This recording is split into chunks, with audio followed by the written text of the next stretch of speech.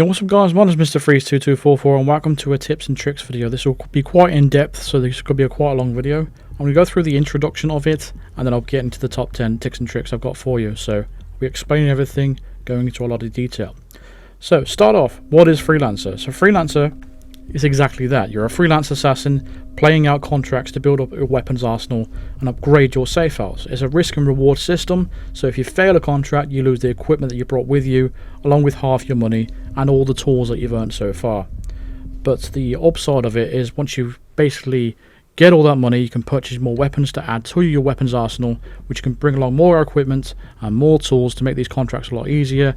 And you progress through your mastery levels and you'll be able to upgrade stuff in your safe house. So currently we're in 47 safe house right here, and when you very first start off, all you'll have on this wall is a single pistol, which is going to be the classic baller. So you're going to want to collect as many weapons as you can. Why do you want to do this? Is because each weapon is going to have a rarity attached to it.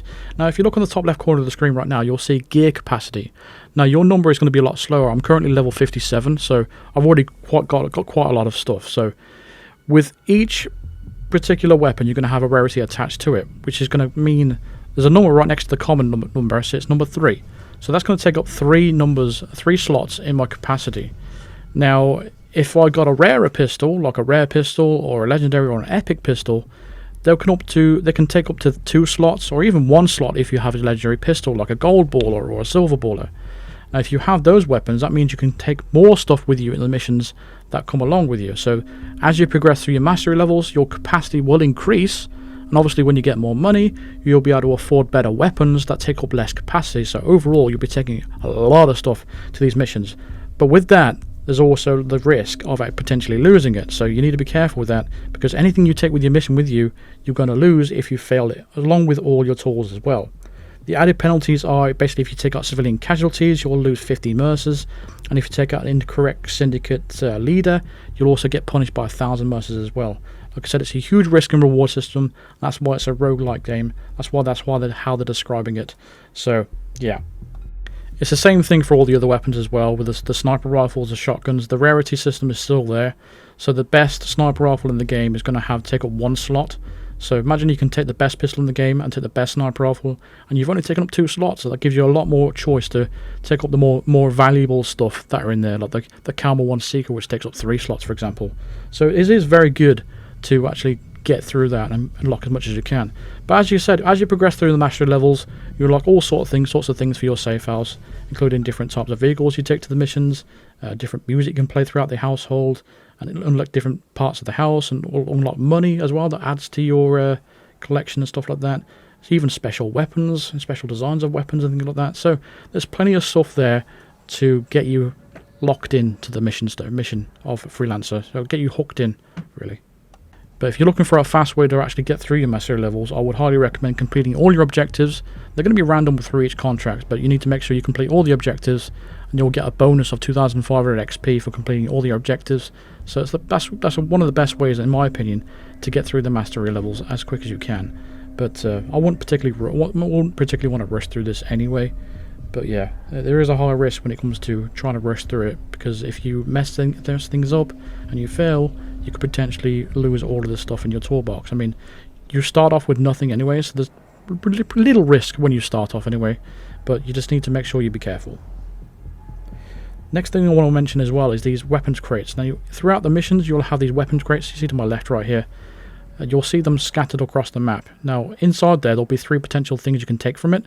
The item you want to prioritize in those crates is going to be an item that has a rarity attached to it. That means those items can be brought back to your safe house, therefore you don't have to buy them. So I would recommend to open them up, and once you've taken an item, you'll get 25 XP for it as well. There's also couriers that are going to be happening all around the map as well. They'll be wandering around carrying cash. If you take them out, you'll be able to get some money from them as well. But just be careful as well. If you basically kill them, you'll lose mercers. So just be careful with that.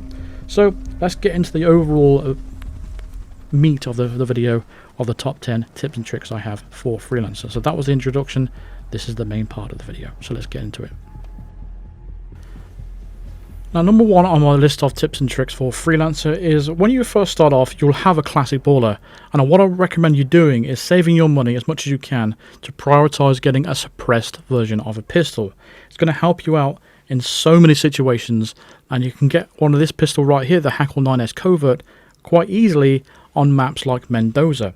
So if you go to the security office in Mendoza through Freelancer, take out one of the security guards in there, they'll be carrying that weapon, be able to get it with you. Alternatively, you can get an assassin's pistol by taking out an assassin, and I'll go into a little bit of detail about that later on as well. I'll leave a clip running in the background as well to show you how to get a Hackle 9S Covert in Isle of Scale, and I'll let that running in the background as I carry on talking. So yeah, getting a suppressed pistol really is, I feel, is essential. It helps you get out of multiple situations and take out targets a lot faster as well. So if you do get into a sticky situation with guards, it helps you contain the issue by just taking them out real quickly. If you get spotted doing something, you can take out witnesses real quick without drawing any attention to you with a loud pistol. Because you've got a suppressed pistol, that's not going to happen, and it helps you contain the situation a lot easier and faster. So also, if you're looking at objectives and you don't really want to complete them, then you could just find somewhere to hide, a nice quiet place where no one's going to see you, take your target out with your pistol headshot, and just go and hide or get out of there real quick. But yeah, the clip you're seeing in the background is how you get a suppressed pistol in Isle of Scale. I couldn't show you a clip in Freelancer purely because I didn't have that map available for me, but it works the same way.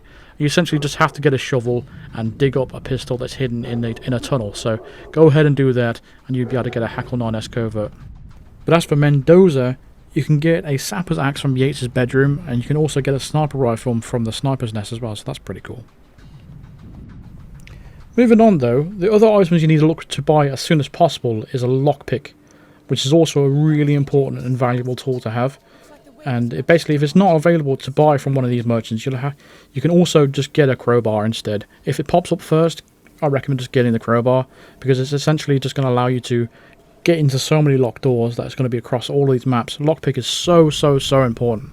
And like I said, if a lockpick is not available or you can't afford it, I would recommend trying to get the crowbar for now until you can get enough money to get yourself a lockpick. A lockpick is going to be something that will be included in all your loadouts before you go into missions, so make sure you get that. My other priorities after that would be a Seeker 1 and a Calmer 2 Tranquilizer.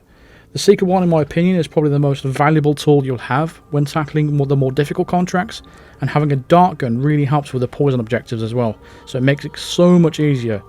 Also, as a quick piece of advice as well, the Calmer and Seeker are both classed as firearms, so if you get an objective that says something like no firearms or Silent Assassin no firearms are allowed to use, you cannot use those, it will fail your contract. So make sure you don't use these dart guns because they're still classed as firearms.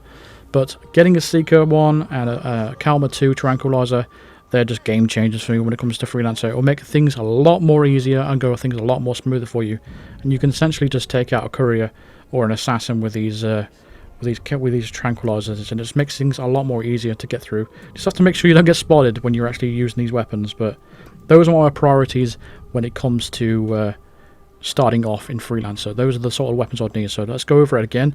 I would prioritize a suppressed pistol. Then after that, I would prioritize a lockpick or a crowbar if you can get whichever one you can get first. And then I'll try and go for a Seeker 1 or a Calmer 2 Tranquilizer, whichever those pop up first. The Seeker 1 especially is probably one of the most used tools that I have in my arsenal anyway, especially. So it's a very strong tool to have. So that's my first tip of this video. So at number 2 on my list, and this is just from my notes, there's no in particular order at all. So it's for purchasing or finding a Tanto on Hokkaido. And the reason why you want to get this as soon as you can when you're a new player is because it's a really valuable tool to have when you start off, because when you get a prestige objectives after you complete your first showdown, you might have objectives like katana kills. Now, you might not have a katana straight from the beginning, so I would recommend getting a Tanto, because you can put it in your pocket once you've actually got it. So it's a really cool thing to have, because it's going to allow you to complete prestige objectives that involve melee kills and katana kills much more easier, because you can just stick it in your pocket rather than having to have a guard outfit where you can stick a full katana on your back. And katanas are actually quite expensive to get. So if you're fortunate to get a contract in Hokkaido and you spawn at the top of the mountain, you'll have a sword right next to you. Put that in your pocket, bring it back with you from after your mission, and you'll be able to keep it at your safe house and bring it with you whenever you need it. You can also acquire one in Yuki Yamazaki's room. So if you are familiar with Hokkaido, in her room itself, on the normal map in the main game, you'll have a katana there. The Masamune, I think it's called, or something like that. But in Freelancer, you'll have a Tanto sword there in the place. There'll be a couch with 2 guards sitting on it, just opposite it. Take them both out, grab that Tanto sword, and make sure you get out of there because, again, it's a very valuable tool to have, especially if you're a new player, so that's what I recommend. Next tip is about alerted territories and general Showdown tips. So when you see alerted territory, it will show up yellow rather than white on this world map here. You only get your first alerted territory after you've beaten your first Showdown.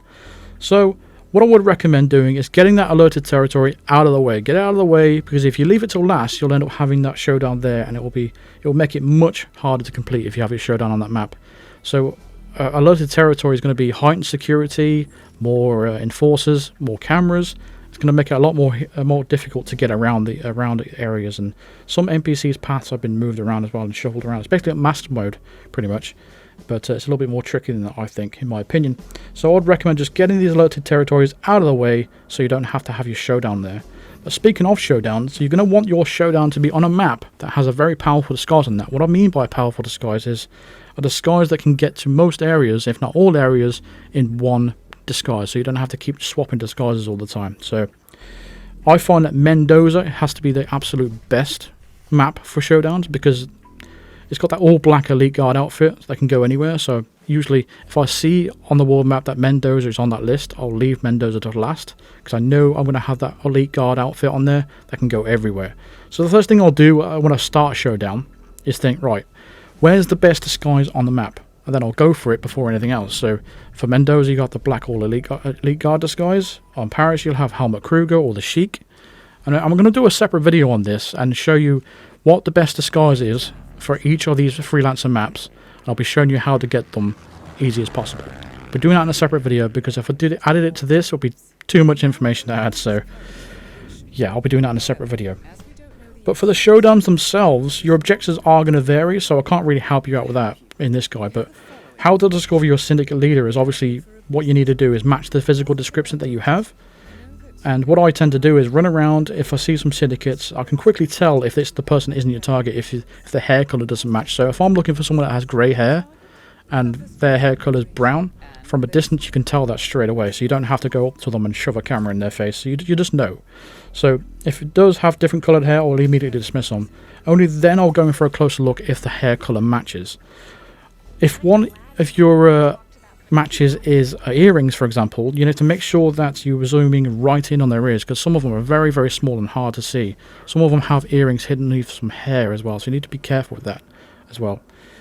Another thing I want to point out about these syndicates as well, each syndicate are going to have 2 tells, and you'll have a list of the 2 tells that match your target. So if your target has a sweet tooth and it has allergies, you need to be looking for someone that has that matching symbol. So if you're wandering around the map and you'll see a syndicate that you're not 100% sure on yet, and you'll see them do a tell that isn't matching the tell that you have on your list, you can immediately rule them out. But if you do see a syndicate that's matching one of your tells, be sure to follow that person if they match the description, because that could be very well be your target. And if they match both your tells and you matches the description, make sure that the meeting is exactly what the meeting agenda is on your list as well, and that's how you can easily match who your target is. No target has more than 2 tells, so just keep that in mind as well. So if any of those syndicates have a different tell than the one that you've got, then obviously you can rule them out straight away. Same goes for meetings. They can have multiple meetings but only one agenda. So again, you can easily rule out a syndicate if it doesn't match your more agenda for the meeting. So there we go. Just one thing you need to be wary of though are the lookouts as well. The assassins you don't need to really be worried about too much unless the whole place is alerted. So if you get spotted by a lookout, you can tell who it is by, you'll see the NPC have an enforcer dot above their head and they'll be wandering around random places. If they get spotted by a lookout, which is extremely difficult to do unless you're standing right in front of his face because the suspicion meter fills up so slowly, they'll alert the assassin and they'll alert the syndicate themselves, and the syndicate will escape. For the assassins though, the assassins are really harmless and you don't need to worry about those unless you're alerted. Only then they are extremely deadly though, so it only takes like 1 or 2 shots for you to die. So be really careful if you're getting in a situation where you're in combat. If you're trying to get in a fight with an assassin, he's going to gun you down in 2 bullets and you will lose straight away. They are very deadly and not to be messed with. But keep in mind, unless they're in a combat state, these assassins are harmless. They are not enforcers. They don't really interact with you very much, and you can take them out relatively straightforwardly. So the assassins you don't really need to worry about. It's the lookouts you need to be worried about, because they're the ones that are going to alert the whole situation. So get rid of the lookout, or just try and avoid them completely when you're trying to discover who the syndicate leader is. Number 4 on this list is, once you start getting your basic selection of important tools, i.e. suppressed pistol, lockpick, or a crowbar, once you've got those items, you need to be targeting suppressed versions of each category of weapon. And the reason for that is basically you can choose contracts that use shotgun kills and sniper rifle kills, for example, and it will be more easier for you to do, and you'll be able to get more cash and more XP on as soon as you can. So on top of that, you want to do these contracts because they'll help check off some challenges that relate to SMG target kills, sniper rifle kills, etc., which is going to reward you with even more XP down the long run, and therefore level up faster. I always find these contracts generally easier anyway, and quicker to complete also, because you don't have to worry about silent assassin majority of time, so you can just take them out from long range, or quickly deal with it with a shotgun or a sniper rifle or something like that from long range. But it can be expensive to get these items though at the start, so you need to keep that in mind. So if you do come across, for example, Dubai, which I did at the start there of my runs that I showed you on the screen, you can get yourself a DAC DTI Pocket SMG, which is a suppressed, along with a suppressed AR2 that are the same sequence I mentioned earlier. Mendoza and Dubai are 2 maps you definitely want to be visiting as soon as possible, because then you'll have an SMG, a sniper, which you can get from Mendoza as well at the sniper's nest, albeit it's going to be a loud one, but you can get a suppressed AR in Dubai in that office that I showed you earlier, and the SMG. You can also get a sapper's axe as well, which is in Yates's bedroom.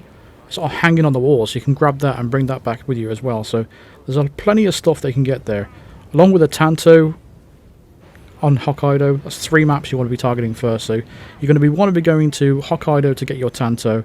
You're going to be wanting to go to Mendoza to get your sniper rifle. You're going to want to go to Mendoza to get your suppressed pistol and your sapper's axe, and you want to be going to Dubai to get your DAC DTI SMG and a suppressed AR.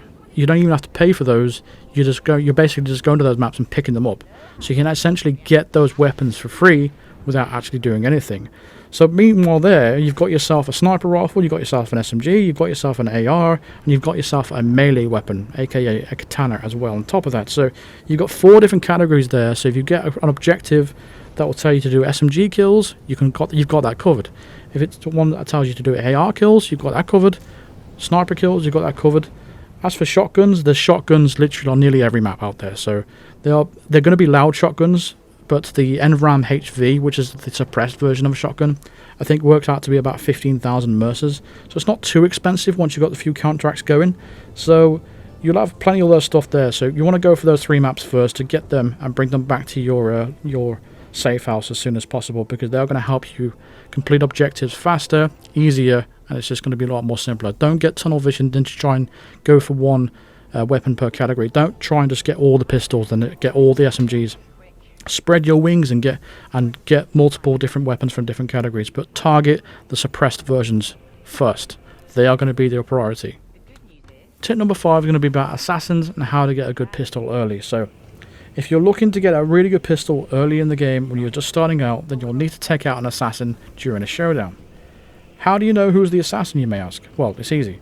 Following closely to a syndicate, you'll have a message pop up saying assassin nearby. What you'll want to do at that point is scan the area with your instinct, and every NPC has a white outline. However, guards have a thicker white outline, and so do assassins, so you'll be easily able to detect them from other NPCs. So if you see a regular looking NPC that's just standing around like a zombie and has a thicker white outline to other NPCs, he's your assassin. Taking him out is the tricky part though.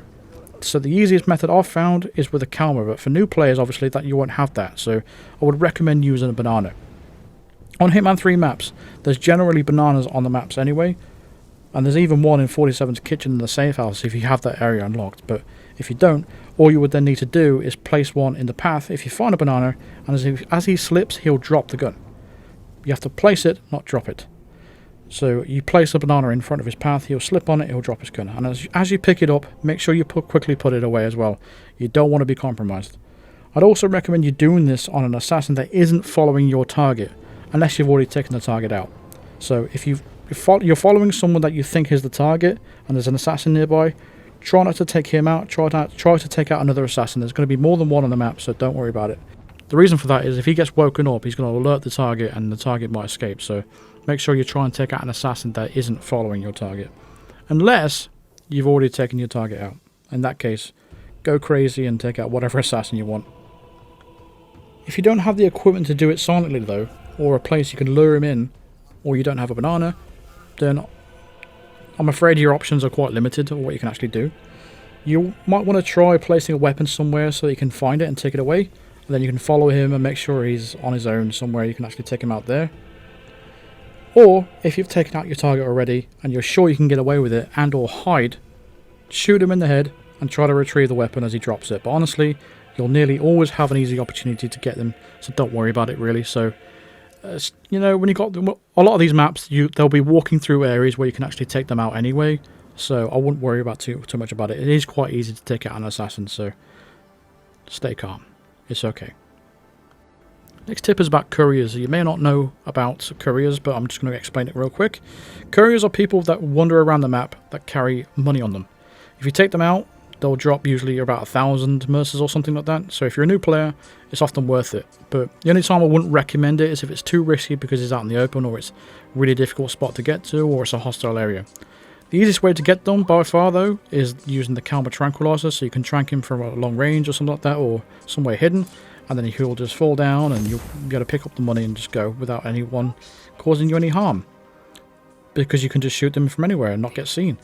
Alternatively though, you can just place a banana in their path, and just when they slip, you can just go and you're free to just go and grab it, just like the assassins. So, and couriers again, usually fairly easy to go and take out, but it's definitely worth taking the couriers out if you are new to Freelancer and you're short on cash. So I would recommend going for the couriers if you can.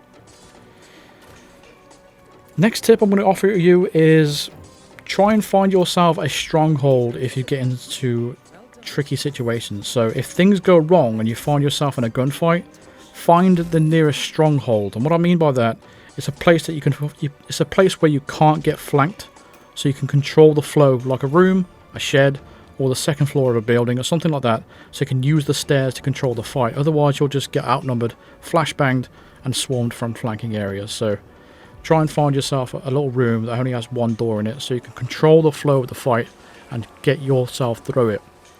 This is where you'll just basically come down to who's going to give up first. Are you either going to get gunned down, or are you going to gun everyone else down? Unless you don't want to just try and dashboard out of it and try again. That way, then your only choice really is trying to get in through a gunfight. So if things do go wrong, and you do find yourself in a gunfight, make sure you find your nearest stronghold you can get to. Don't stay out in the open and try and do an open gunfight out in the open. Try to find somewhere small and somewhere that only has like one door, and nowhere that guards can flank you, because that's when you're going to encounter all sorts of trouble, because the AI isn't stupid. They will flank you and they'll flashbang you and they'll make it very difficult to take them out, so just keep that in mind. Next tip on the list is obviously the New York Bank Vault. Now if you actually go into the bank vault and break in, there'll be 3 coins inside there, and all of them are like Mercer's coins, and they all contain different amounts, and they're worth up to about 4,000. Now if you pull the rack in the vault as well, you can get an additional 8,000, so it's nearly 12,000 overall. But just keep in mind that you won't always get that amount. It's just the best case scenario, that's all. Usually I get around about 8,000.